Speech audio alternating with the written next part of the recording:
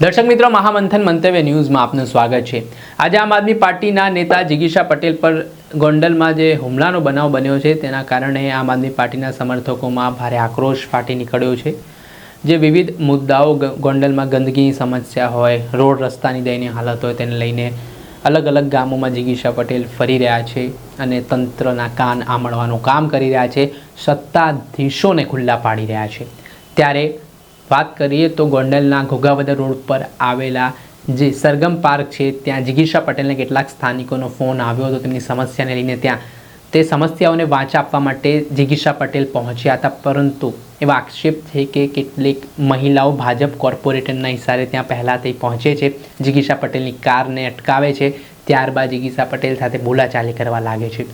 વાત આટલેથી નથી અટકતી, હિંસક સ્વરૂપ પણ આ ઘટનામાં ધારણ થાય છે, જેમાંથી એક મહિલા ઉશ્કેરાઈ જાય છે અને જિગીશા પટેલની જે કાર હોય છે તેના કાચ તોડી નાખે છે, જેમાં જિગીશા પટેલને ઈજા પહોંચતા તેમને તાત્કાલિક સારવાર માટે હોસ્પિટલ ખસેડવામાં આવ્યા છે અને વધુ સારવાર અર્થે તેમને રાજકોટની સિવિલ હોસ્પિટલ ખસેડાયા છે। આ ઘટનામાં જે પ્રત્યક્ષદર્શી હતા, જે જિગીશા પટેલ સાથે કારમાં હતા ડ્રાઈવર તરીકે, તે ધ્રુવલ રાદડિયા શું કહી રહ્યા છે તે સાંભળો।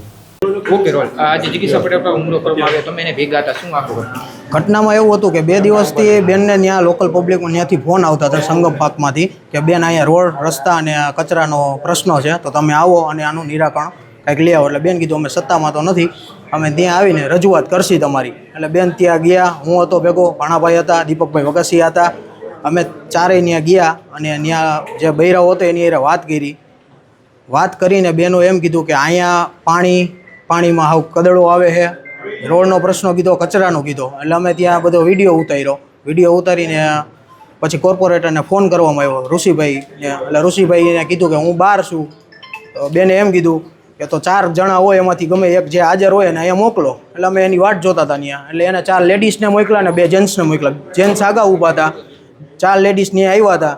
4 લેડીઝને બેને કીધું કે તમે કઈ જગ્યાએથી છો, તો કે અમે આશાપુરા ચોકડીએ અને ગુંદાળા રોડ ઉપરથી, તો કે અમારે કચરાનો પ્રોબ્લેમ છે, તો અમારો નહીં સાંભળો। બેને કીધું મારા નંબર લખી લ્યો અને તમે તમારા નંબર લખાવી દો, અમે ત્યાં આવી જાય અને ત્યાં આવીને તમારી રજૂઆત સાંભળશે। એ ચર્ચા થઈ પછી અમે ત્યાંથી નીકળતા હતા, તો એ બેન જે આવ્યા હતા, મોકલવામાં આવ્યા હતા જેને, એ બેને ગાડીમાં બેન બેઠા હતા, ભેગો પથ્થરમારો કર્યો ગાડી ઉપર, કાચ તોડી નાખ્યા ગાડી ઉપર, બેનને પાણો માર્યા માથા ઉપર, વિખોડિયા પર્યા છે, કાચ અહીંયા લાગી ગયો, આંખમાં લાગ્યો છે બેનને। આ બનાવ બન્યો છે। કેટલા જણા લોકો દ્વારા હુમલો થયો? 4 લેડીઝ હતા, 2 જેન્ટ્સ હતા। ઓકે, આપનું નામ? ધ્રુવન રાદડિયા। આપણે સાંભળ્યા હતા ધ્રુવલ રાદડિયા, તેમણે આખો ઘટનાનો સિનારીઓ આપ્યો છે। તેઓ પ્રત્યક્ષ ત્યાં જોઈ રહ્યા હતા આખા ઘટનાક્રમને ને આમાં ભાજપના નેતા સામે ગંભીર આક્ષેપો થઈ રહ્યા છે, તેના કારણે હવે મામલો ગરમાયો છે। જોકે આ મામલે ગોંડલ પોલીસે ગુનો નોંધવાની તજવીજ પણ હાથ ધરી છે। દર્શક મિત્રો, આવા જ વિડીયો જોવા માટે મહામંથન મંતવ્ય ન્યૂઝ જોતા રહો।